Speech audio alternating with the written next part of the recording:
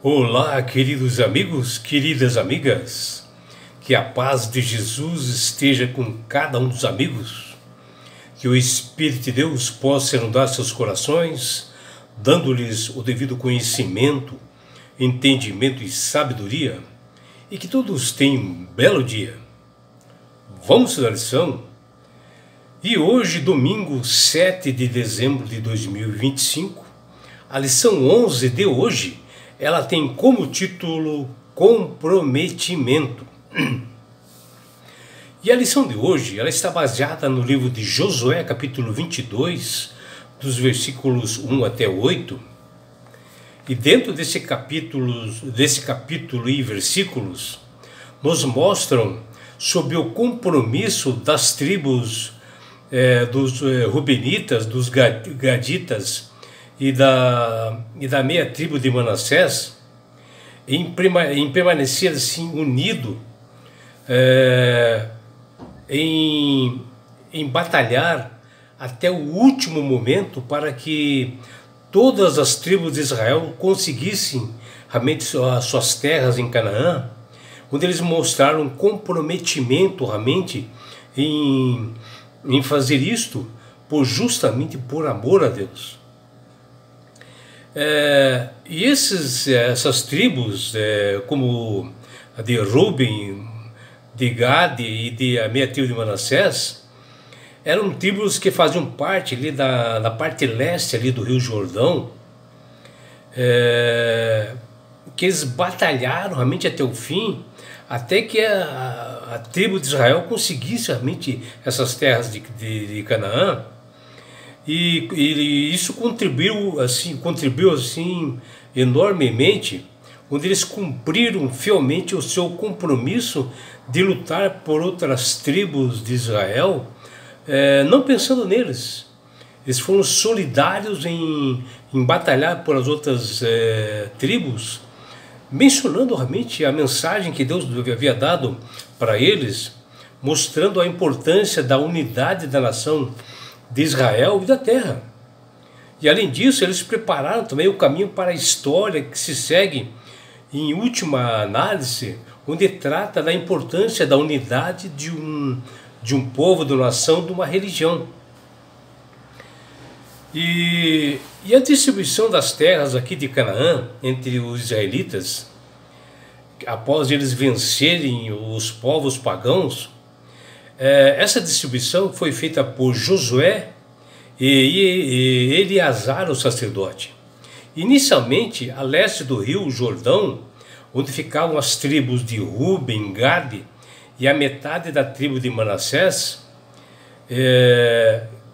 que foram assim, os primeiros a receberem as suas terras, e a divisão principal ali do oeste do Jordão, e as demais tribos elas foram distribuídas posterior.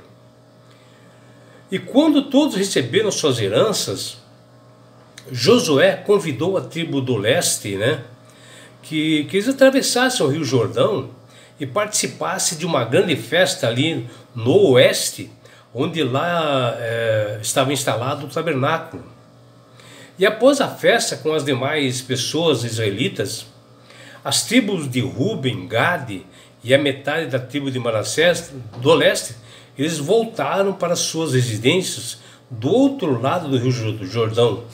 E eles estavam livres, porque eles já haviam feito todos os seus trabalhos, terem ajudado outras tribos de Israel. E com isso eles foram abençoados enormemente por seu líder Josué e pelo sacerdote Eleazar, que está lá em Josué 22:6. Embora agora eles estivessem longe lá do tabernáculo, que ficava do outro lado do Jordão, na região oeste, eles tiveram cuidado de guardar os mandamentos da mesma forma com o Senhor, e a bênção de Deus o acompanhou de volta ao lar, no leste do Jordão. E ao chegar do outro lado, de imediato, eles construíram um altar grande e vistoso, como Josué diz ali no capítulo 22:10, justamente para adorar a Deus, já que o tabernáculo ficava no lado oeste mais longe, onde ficavam as outras demais tribos. E também esse altar que essa turma do leste fez e levantou para adorar a Deus, era um altar assim que eles queriam colocar assim como memorial, que fosse um testemunho para as futuras gerações. Vejam realmente o comprometimento dessa turma lá do leste, como Ruben, Gade e a metade da tribo de Manassés. E conforme Josué, as tribos do leste do Jordão cumpriram perfeitamente os deveres estabelecidos por Moisés e por ele próprio, o que significava em um sacrifício em nome da causa comum de Israel. As tribos do leste, ao todo tempo, até o último minuto, lutaram bastante com os demais irmãos da tribo do oeste a todo o tempo, até que eles conquistassem as suas terras, como diz lá em Josué 22:3. Era um compromisso que eles tinham, não com o povo de Israel, mas com Deus. Um comprometimento jamais visto. Isso ocorreu em um tempo que eles estavam lá 6 ou 7 anos ali já na região, firmes ao lado das demais tribos. E as esposas e os filhos daqueles israelitas que haviam sido deixados em casa, eles acabaram ficando justamente ali do lado da turma do leste do Jordão, que eles se comprometeram em cuidar realmente dos filhos dele, enquanto eles iam tomar terras dos cananeus, de outros povos. E eles decidiram cuidar, lutar bravamente com os demais irmãos nessas guerras contra os pagãos, recebendo ameaças até de morte, mas eles continuaram firmes, trabalhando em prol da unidade. Josué, em seu livro, capítulo 22, ele menciona a última narrativa do breve discurso desse estimado líder Josué, direcionado às tribos da Transjordânia ou do leste, que após cumprirem a ordem de Moisés, com coragem, né, com determinação, cumprindo realmente o que Moisés havia falado, eles ajudaram os irmãos do oeste do Jordão, que eles estavam prontos a voltar a seus lares. O discurso de Josué enfatizou que as tribos do leste estivessem geograficamente separadas, ainda eles eram um só povo, uma só nação importante de Israel, e que eles deveriam viver de acordo com esse privilégio, mantendo essa unidade e essa relação harmoniosa entre eles. O discurso de Josué se concentrou na importância do compromisso sincero que o Deus Yahvé, dentro do contexto da aliança, ele mostrou isto, que requeria serviço, que requeria compromisso, requeria combate, e tudo isto com exclusividade sobre o amor. Embora o Rio Jordão formava uma fronteira natural, né, entre as tribos leste e oeste, a geografia marcasse a identidade nacional, nunca eles deixaram de adorar ao Deus Yahvé como o único Deus e Senhor, onde eles estavam unidos sob a orientação teocrática do seu Senhor. E Josué, no seu discurso, ele foi claro e mencionou que a única maneira pela qual essa fidelidade fosse possível era que as tribos não estavam somente para servir os seus companheiros, mas o ponto principal era servir ao Criador do universo e acima de tudo, observando os seus estatutos e mandamentos e estarem atentos ao que o próprio Deus Yahvé os havia encarregado na sua missão, principalmente aqui em Israel. No Novo Testamento, o apóstolo Paulo, em Efésios capítulo 6, versículos 6 e 7, ele admoestou os cristãos a realizar o seu serviço como se estivessem trabalhando para Deus.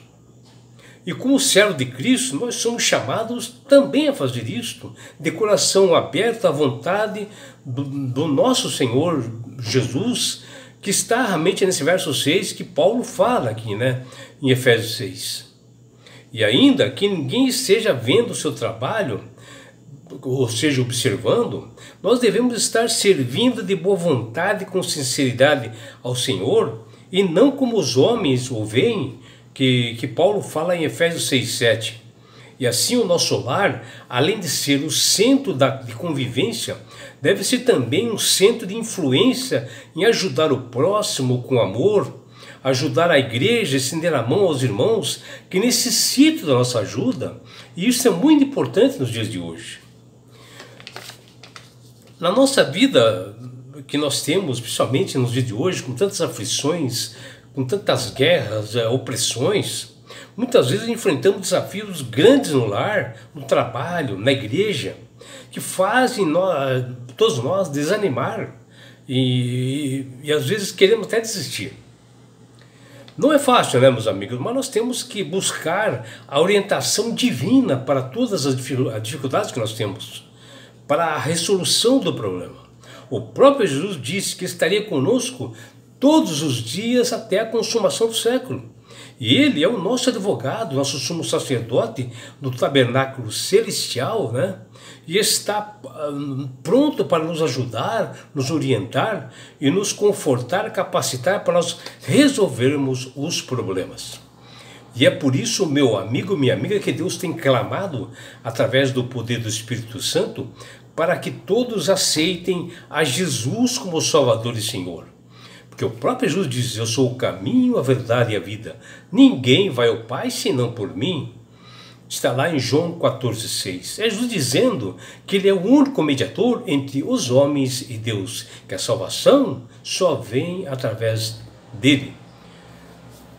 E é por isso, meu amigo, minha amiga, que você possa ler as Sagradas Escrituras, buscar sabedoria, buscar obediência e aceitar realmente essa doutrina da verdade. Que você tenha realmente um dia prazeroso e deleitoso ao lado do Criador do Universo. É o que deseja seu amigo João Carlos Amorim.